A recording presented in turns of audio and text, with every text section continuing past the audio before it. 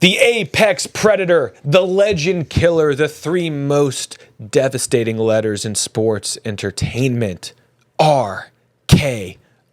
This is the life and times of Randy Orton.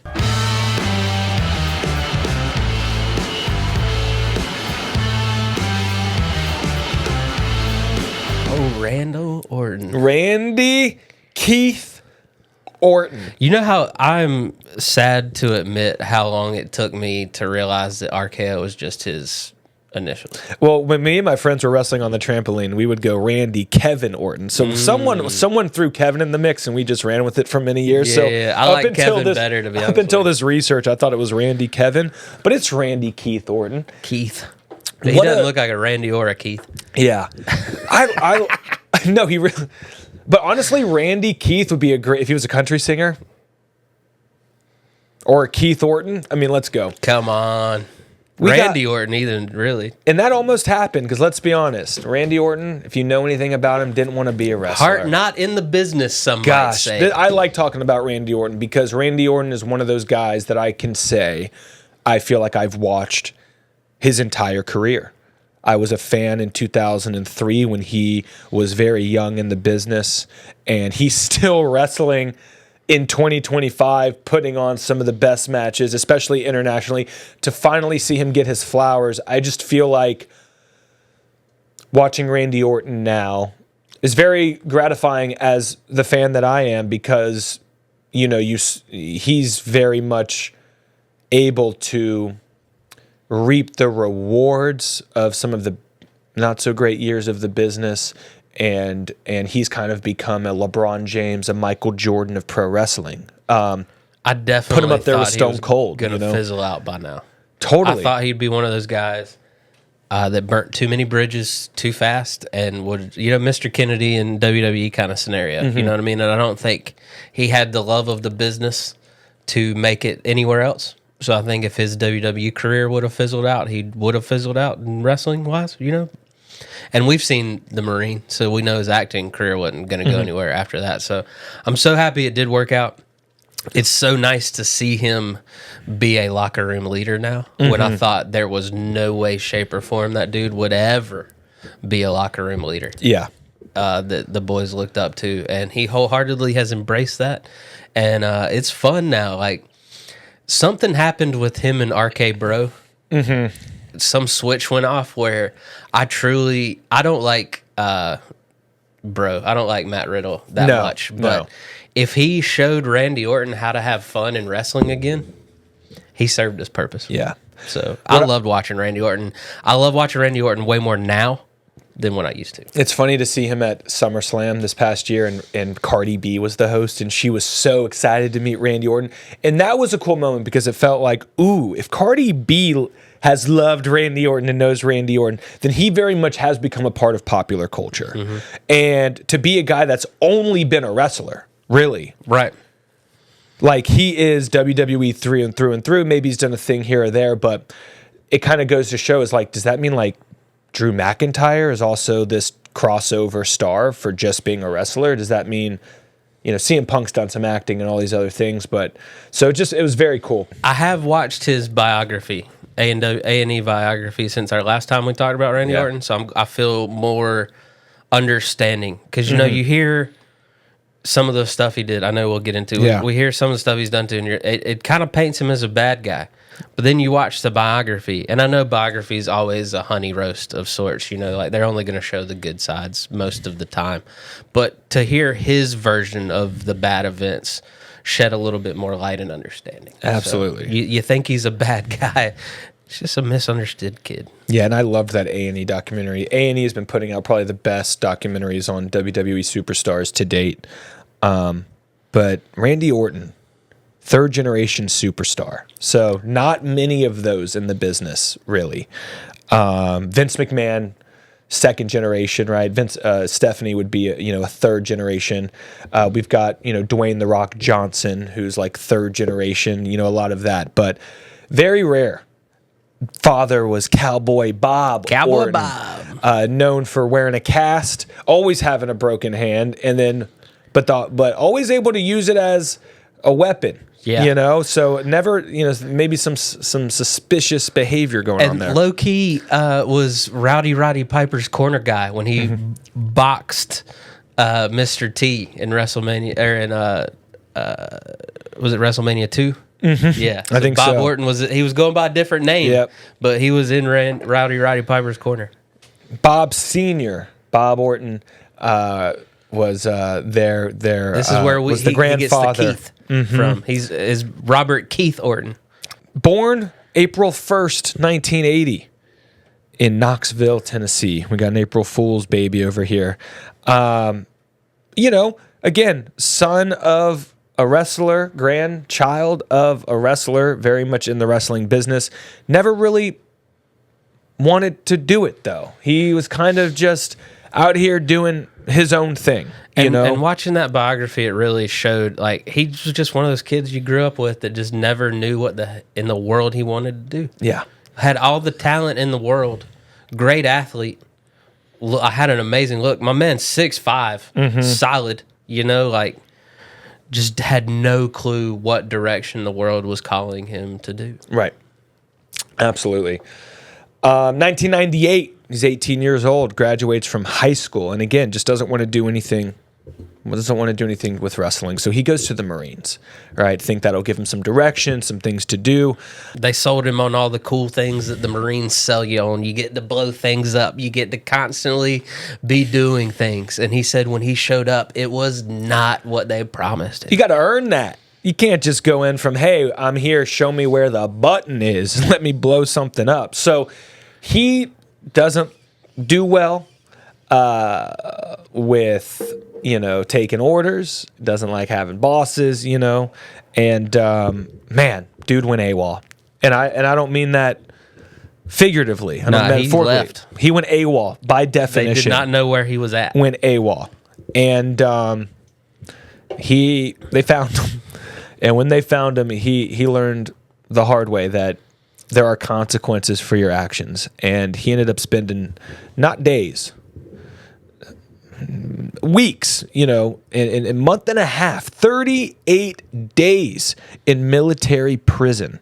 Just the name alone sounds terrible. The Brig. He spent 38 days in the Brig at Camp Pendleton. And that'll really give you time to think about what you want to do with your life, where you want to go. Enough to cover up his Marine tattoo. That's for sure. He got that bad boy covered up as soon as he got discharged. Yeah. So he didn't really have a choice in whether even if this decision resulted in him saying, you know what, I want to stay in the Marines and give my life to my country. They were like, yeah, you're dishonorably discharged and we want nothing to do with you. So you want nothing to do with wrestling. The military wants nothing to do with you. And he's like, what do I do now? My man said he was working at a gas station. He had zero direction at all. Can you imagine trying to shoplift from that gas station? RKO out of nowhere. I wouldn't even think about it. I'd be like, you know what? Out of nowhere. I'll take one of everything, really. So this is 1998 when he graduates high school, goes to the Marines. It's 2000. So again, the build up to Y2K, not like what our boy Chris Jericho was going through. Much, much worse. But 2000. I can just hear Cowboy Bob now too. Like, this boy ain't amounting to nothing. Yeah, right. So he actually joins a wrestling promotion in Missouri. Not because he wants to, but because he's like, I ain't got shit else to do. I saw this interview where he was like, my dad was in my ear chirping, my grandfather was in my ear chirping, and I finally was like, you know what? Y'all think I should do this? I'll do it. And he's like, and to be honest with you, I thought I was going to be so bad at it that they would stop bugging me to do it. Nope. Natural is what they described him as. Yeah, and he liked it. He didn't dislike it. And, you know, so what do you do in WWE when you got a son or when, you know, that's good? You get on the phone and you say, hey, hi, I got a son. He's 6 foot tall, drink of water. He's good looking. You got to see him, man. You got to see him. You got to see this something. And of course, WWE is like, oh, okay. Is his last name Orton? Yeah. Sure. We can sell that. We'll take a look. So 2001, he signs with WWE very quick. Man spent not even a year on the Indies. Yeah. Goes to OVW, Ohio Valley Wrestling, which we all know was the basically training ground, the old school performance center.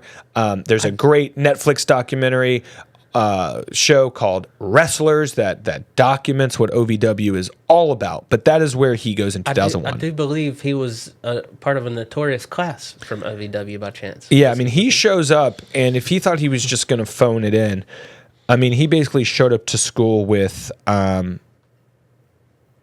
Cena was there. Mm-hmm. The prototype. Yeah. Sir. Who's now a bona fide Hollywood star. Who else was there? Dave Bautista. Again, former world heavyweight champion, bona fide Hollywood star. Guess who else was there? Brock Lesnar. And at that point, he was legendary, in real wrestling. Wrestling. Shelton Benjamin was there. I mean, who also has gone on and is still having a pretty remarkable career. Because Randy probably showed up with an attitude. He probably showed up big dick swinging. And they put him with Bob Eaton immediately. Bobby Eaton probably was like, I ain't dealing with that. So I'm sure there was a couple nights where Bobby Eaton grabbed a very young Randal Orton to the side. It was like, you were pissing me off. Of all these guys, Randy Orton is set up for success the most because he has the last name. Right. He has the look. So he is like, they are looking at him like, you're the guy who's going to get there quicker because we know how to package you immediately. So April 25th, 2002 is when he makes his debut. I don't know if he makes his debut before all of them, but I imagine that debut is before John Cena. I think it was. I imagine Lesnar was the only one that was before him, and I imagine, before Batista. So Lesnar's, Lesnar also has what it takes right off the bat because he is already kind of a legitimate wrestler, right? So you've got a last name. That guy's going to get pushed up. You've got. When did Randy debut? April 25th, 2002. Brock debuted March 2022. Exactly. So there we go. That's crazy, dude. So they put Randy Orton with kind of a legend of the business, a real badass, one Hardcore Holly. And you don't do anything that Hardcore Holly doesn't like around Hardcore Holly. Like, this was one of the only dudes that stood up against DX when they were at the top of their game. Like, this guy does not care who your father is, what your last name is, how Vince McMahon feels about you. He's going to tell you how he feels about you. When I first started watching wrestling, Brock Lesnar was in a feud with Hardcore Holly, and the feud was that Brock Lesnar broke Hardcore Holly's neck, and Hardcore Holly was coming back, and I thought the whole thing was just badass. I'm like, what? You're telling me this? So Hardcore Holly to me is bona fide star. I just watched the beginning of SmackDown, like when it first started, and him and Crash are doing a gimmick where they bring the scale to the ring, and they only wrestle super heavyweights. Yeah, like they say, allegedly combined over 800 pounds. Yeah, like Crash and Hardcore. Such a great gimmick, and they weren't related at all. I miss the days when wrestling was like, "Hey, you two look alike. Y'all are brothers. Get in there." Mm-hmm. Yeah, totally. But now they know that, like, there's, that kind of stuff can fall apart, and we're in a new age now. But yeah, I think they messed up by turning Randy Orton into a face when they first started. Yeah, well, they brought him on against Holly as a face. Yeah, always. But luckily it didn't last long because he's there for a few months. September 2002. Gets moved over to Raw and gets injured immediately. Injures his shoulder. And the best thing that they ever did for his young career was that the injury news update. Yeah, the RNN, Randy News Network, where he was providing updates on everything from, I got an infection to, I had a ache. I remember I tuned in every now and then because I was already out. But you're never fully out. You check in every now and then. And I remember I turned on Raw one night when they were doing that, and I remember being like, I don't know who this guy is, but I hate his guts. Yeah. Yeah. It's the best thing they could have done. So he's, all things considered, things are tough for Orton, but he comes back, and he kind of, again, once again gets put in a money spot by being put in this new faction called Evolution. One of the greatest factions of all time, if you ask me. Yeah, which is meant to represent the evolution of a WWE superstar. Randy Orton is going to be the superstar at the beginning of their career. Then you have Dave Bautista, who you become the beast of yourself. You become this animal, this rabid creature, right? A monster. Then you get Triple H, where you become the king of kings. You master yourself. You master the industry. You are a champion. Then you become Ric Flair, the GOAT, the greatest of all time, 16-time world champ.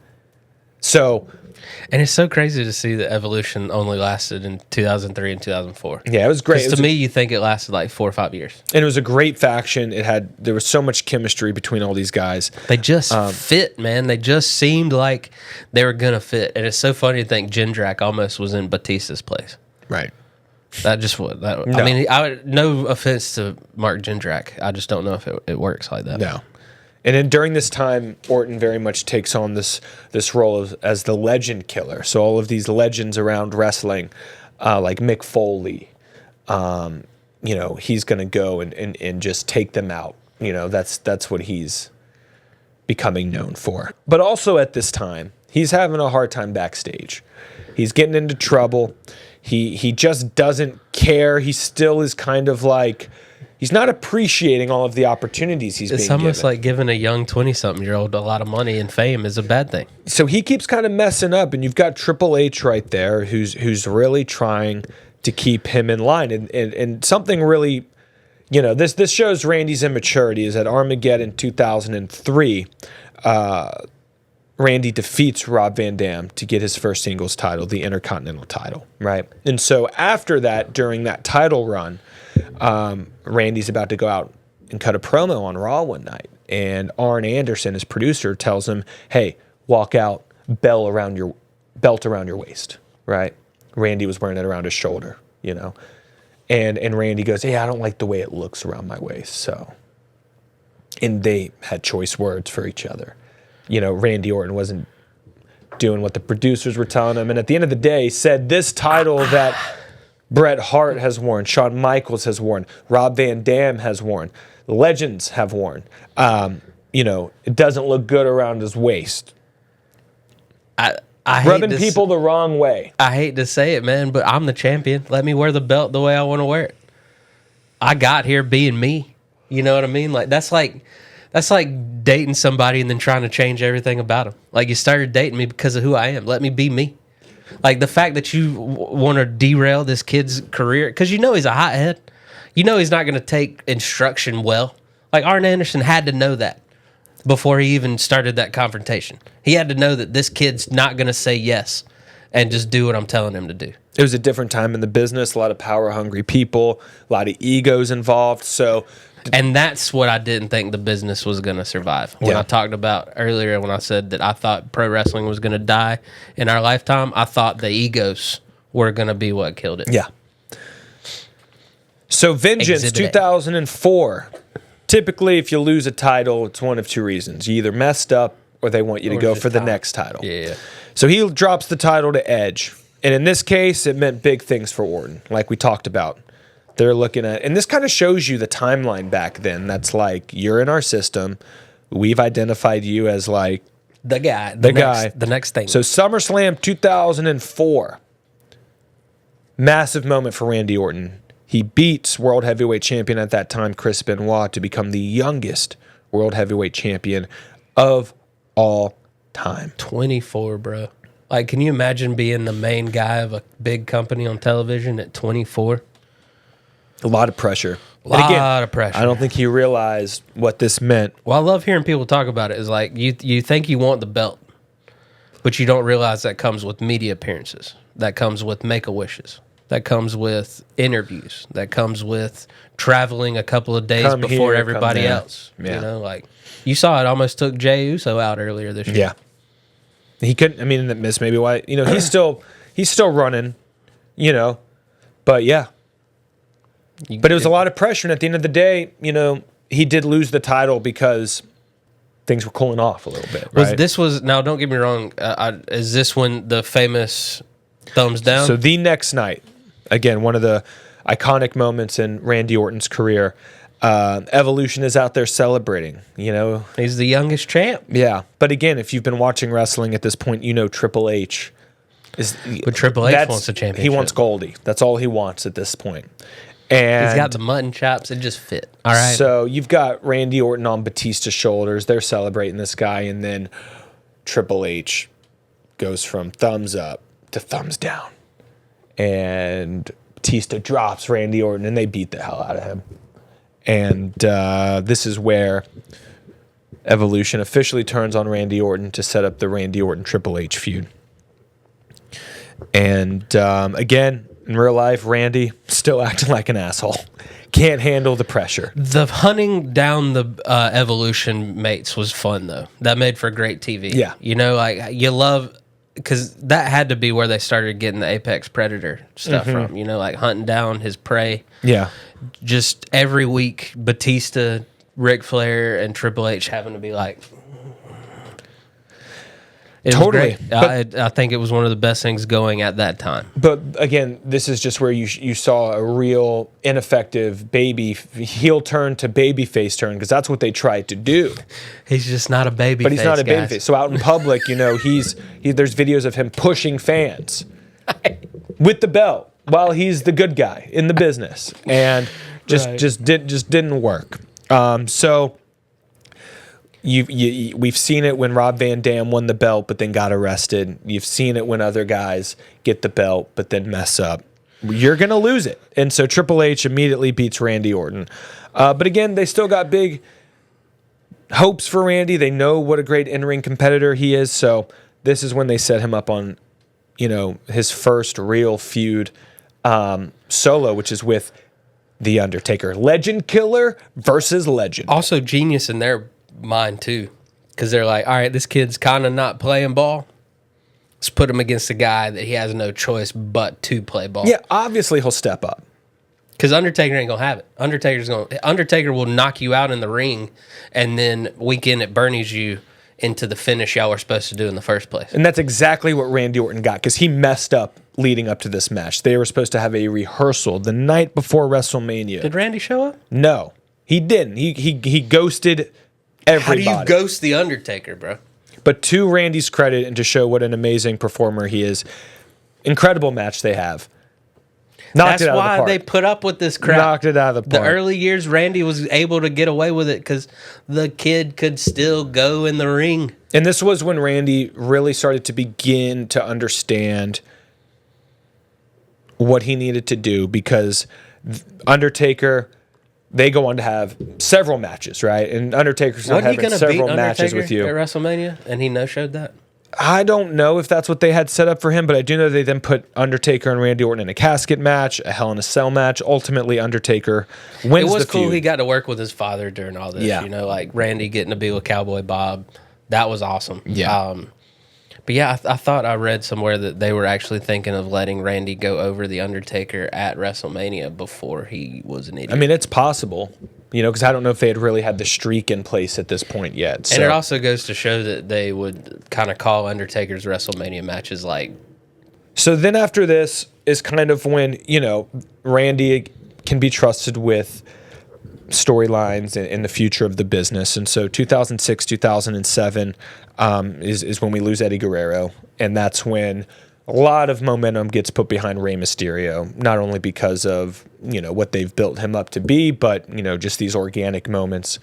And so Rey Mysterio wins the Rumble that year, but then somehow the master manipulator, you know, the Apex Predator bites, and Randy Orton convinces Rey Mysterio to put his Royal Rumble win and that title match that he earned up for grabs, and Randy Orton wins. And this is classic Vince McMahon, like, who are we pushing? Let's put every obstacle in front of them and make it seem like they're not going to... ultimate underdog, man. It's really not that complex storytelling. Like, that's why we got so frustrated with the Daniel Bryan storyline, is they put too much in front of him. You know, we're like, come on, bro, just give him the match. Yeah, exactly. And so, you know, Ray makes his way back into the match, so it's Ray versus Randy, I believe, versus Dave Batista for the world title. Real interested to go look back and try to understand McMahon's fascination with Rey Mysterio in the mid to late 2000s.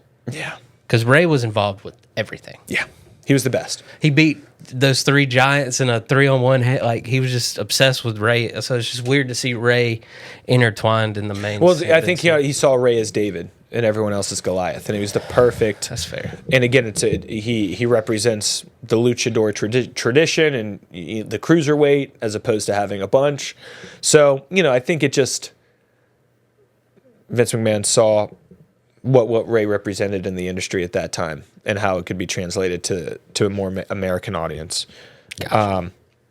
So Randy really plays his role at this time, to put Rey over. And then we probably get, the beginning of Randy's very compelling storytelling, which is where we get John Cena versus Randy Orton feuding with each other. Because he got suspended there. That was one of his first suspensions after that Rey Mysterio storyline. Oh, yikes. And they had to cover it up by Kurt Angle breaking his ankle. But he failed his first drug test after the Rey storyline. Okay. So after the Rey storyline, his first suspension for unprofessional conduct. Yeah. But then we get John Cena versus Randy Orton, which really becomes a story of... Which we thought we were going to get Rock Stone Cold-esque type things from them for the foreseeable future. They're finally putting John Cena and Randy Orton against each other. Our generation's two stars. Mm-hmm. Please, just let them feud forever. And then they ended up just feeling like they didn't really stick. Yeah, because again, I think the guys were still just too young, and you saw the story that could be told. But, again, just a lot of the time at that point was just the direction I think these guys were given. But, ultimately they tell the story that's pretty organic and easy to tell, which is you have John Cena, who's not from the business, wasn't born into it, worked his way into it, values every opportunity given when given the title, own the responsibility of face of the company, versus Randy Orton, Nepo baby, given every opportunity and drop the ball with every opportunity. A really great story. They go back and forth. And then this is kind of where I've dropped off. I know that he then feuds with Jeff Hardy. I know that there's... kind of gets run in with the Shield, but I really lost things until about 2017. Okay. 2016-ish, actually, when he got his ass kicked by Brock Lesnar at SummerSlam is when I was literally my first event back. That's fair. Yeah, got in with this is around the 2007, 2008. He's in a feud with Jeff Hardy. This is around when something happens between him and Mr. Kennedy. And, the big rumors that he got Mr. Kennedy fired. And so we didn't get the payoff to Mr. Kennedy being Vince's illegitimate son, that storyline, all this. So that... Vince loved the illegitimate storyline. How many kids does he really have? Just talk to Jason Jordan. You know what's funny is me and Vince McMahon were born in the same hospital.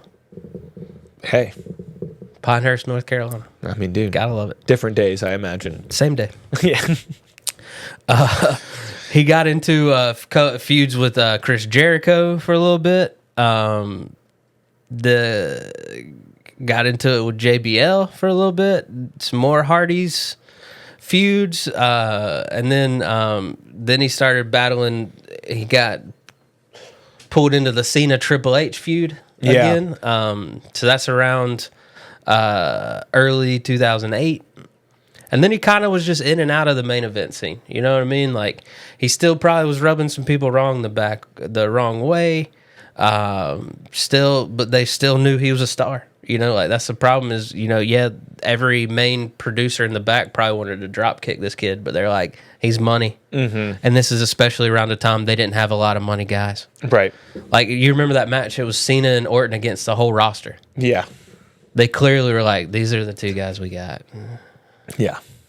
I personally loved the next step of his career. It was Legacy. This is when I started getting back into wrestling. This is when they basically took a blue-collar version of Evolution. They didn't have the limousines and the suits and the caviar. And they made the Legacy, which is Randy's first opportunity to lead a faction. So they gave him a upstart Cody Rhodes. So that's why Randy and Cody will forever be linked. And they gave what turned out to be a pretty terrible human being now that we're knowing him, Ted DiBiase. Junior, right? Junior. So then this is when they were feuding with like Crime Time and like DX on their second run. They were feuding with the McMahon family because this is when McMahon's tried to be back on TV again. They really tried to push Randy Orton into that Stone Cold role for a little bit. Like McMahon fired him a couple of times, and he was the rebel. They tried to make him an anti-hero during all of this, and it still was just to keep this feud with Triple H going. This is when it got real personal. He brought Stephanie into it, brought Shane into it. Or no, I don't know if Shane was back by then, but definitely brought Shane. Yeah, Shane. Yeah, I think Shane was. Shane back. returned to Raw and attacked Orton after that. But yeah, it ended up Triple H faced off. The payoff was a 3 stages of hell match, which Orton won with help from Legacy. That carried on to SummerSlam against. Now Cena's back in it. We get a couple. He lost the title to Cena in an I Quit match. And then he lost again at Bragging Rights later on that year. Then we get arguably the best work of Kofi Kingston's career. Orton went into a feud with Kofi Kingston, and we got Kofi Kingston, like an angry Kofi Kingston. Like Orton pulled that out of him. Like that's what I hope Orton's remembered as, is he might not have been the best guy to work with, but he pulled the best out of people. Exactly. So then he kind of gets into the early 2010s. He's bouncing around. He kind of was like one of the main guys on SmackDown. Like I remember a lot of Fatal 4-Ways with like Christian and Jack Swagger and Jericho and Del Rio and Sheamus. Like a lot just intertwining those guys out. I think in 2012 I went to a pay-per-view and it was Jericho, Sheamus, and Christian and Orton in a Fatal 4-Way match, and it was pretty good match. So then, they just really bounced around. He had a feud with like Mark Henry there for a little bit. Big Show was in it. Daniel Bryan was in. Wade Barrett. Like just all those weird early 2000s SmackDown guys. They found a home for him, and they let him reunite with old Triple H and the Authority. Yeah. So this was they brought Randy Orton in to be yet another person holding back Daniel Bryan in his ascension to the face of the company that we all wanted him to be. Right. But Triple H and Vince McMahon were hell-bent on him not being. But yeah, we got like Corporate Kane during all that. Like that was one of Seth's first things that he did post-Shield. Like it was the authority. Yeah. And then that takes us back to when you and then SummerSlam 2016. Again, is kind of when he was in a state of like, what do we do with this guy? And he just got in the way of Brock Lesnar's ascension to dominance, where he got destroyed at SummerSlam. Absolutely demolished. And by he Brock agreed Lesnar. to get busted open the hard way, and a lot of people in the back didn't know that. So I think Jericho tried to fight Lesnar when he came through the curtain because he thought he did that on just being reckless in the ring. Yeah, it was gnarly. It was disturbing. Yeah, tell the boys. Was disturbing. And then after this is where I think 2017 is when I was really watching a lot and began watching a lot again. In 2018. Did you ever go back and watch any of the Authority stuff with him and Daniel Bryan? I've seen clips. Because we did get, the age-old question with factions, a lot of times you don't get the answers of a faction from this time, how would they fare against a faction from this time? Mm-hmm. I thought it was cool that they went back, and during that time, we got the Shield verse Evolution. Yeah, I thought that was cool. Because Batista was there, Triple H was there, Orton was there, and they really facilitated the Shield breaking up. Yeah. I don't think Orton gets enough credit in the Seth Rollins story of it all. You know what I mean? Like, right. I know he's forever tied to Cody Rhodes because of the legacy and the different things, but I think my man is just as intertwined with Seth Rollins. Yeah, I mean, absolutely. So I just wanted to say that before we moved on about that to because part. I mean, when I first started watching, like we were on the aftermath of all that. Yeah, I do need to go back and watch a lot of that. Luckily, WWE's put up a lot of those like playlists, which go back and tell those stories. They got a whole like 4-hour playlist on the Shield if y'all just got some time to kill. Yeah. But then we've got, 2017 until now, let's kind of go through some of Randy Orton's like This is key when I was things. worried he was going to just fade out. You know what I mean? Like he did some really cool work, but then like he got squashed by Brock Lesnar. I was like, they're just going to just let this guy just fade into oblivion. He's going to put over a guy here and there, and then his career is just going to... And then he's just been putting guys over left and right when you think about it since... But in a way that's not detrimental to him. Exactly. Like 2017, he starts entering into this feud with Bray Wyatt. And some of his best work. Some of his best work. They have this House of Horrors match, which is really great. And it makes sense. Randy Orton hears voices in his head, and Bray Wyatt is putting voices. It's really great. Then, he has a feud with AJ Styles, which, again, they try and... This was WrestleMania 2019, New York. This is after AJ Styles kind of comes back and has his title run. I think he had multiple. And they're trying to tell the story of Randy Orton, you're, again, Nepo baby. God. You've been here. You've had everything handed to you. AJ Styles had to fight all those years to get into the business. Some good stories there. Then, Kofi Mania happens, and Randy's one of Kofi's early victims. But at the end of the day, Kofi ends up winning the belt. That's what I'm saying. He takes Kofi. He has to take him out. And Kofi, remember, Randy kept saying, "Stupid, you stupid," because calling back to something that happened earlier in their career. So he's putting Kofi over. Drew McIntyre wins the belt after 2020. Randy Orton and them feud. Drew McIntyre gets put over there. Kevin Owens and Randy Orton have feuded. We talked about the RK Bro. Now he's putting over Jelly Roll. So over the last few years, I've got to ask, and then on top of that, he's also... that he hasn't been just putting people over. He's been put himself in situations. He was the last person in the ring with Bray Wyatt. He was the last person in the ring with Bray Wyatt. He almost won King of the Ring. He put Gunther over in Berlin. He got hurt, and everyone thought his career was over, only to return bigger and stronger. So Randy Orton is out here doing it. What in the last few years has been your favorite Randy Orton kind of... I hated how much I liked the RK Bro. Because Yeah. I don't like Matt Riddle. I think he put stoners back 10 years. I enjoyed seeing Randy just relax and be cool during that. You know what I mean? Like, that to me showed more of Randy's side than Matt Riddle's side. Yeah. That Randy could adapt to that part. Matt was just playing himself, like whatever. But I really enjoyed that. And I just enjoy him being on that edge of the KO Cody feud. Like it brought him in when they needed him to. I'm just waiting for this big payoff when he just absolutely loses it and destroys Cody. Yeah, absolutely. So that's what I'm hoping, and I'm hoping that is going to be my favorite thing That might he's be done in the last few WrestlePalooza. years. That might be soon, right? Because Randy Orton, they don't totally know what to do with right. him. And they already teased him being involved with the Drew McIntyre, Cody Rhodes stuff, so we'll see. Yeah. So, yeah. But Randy Orton, 14-time. By the time it's all been said and done, he is currently 14-time world champion. Does he win some more? Behind only 3 people. No, 2 people. 3 people.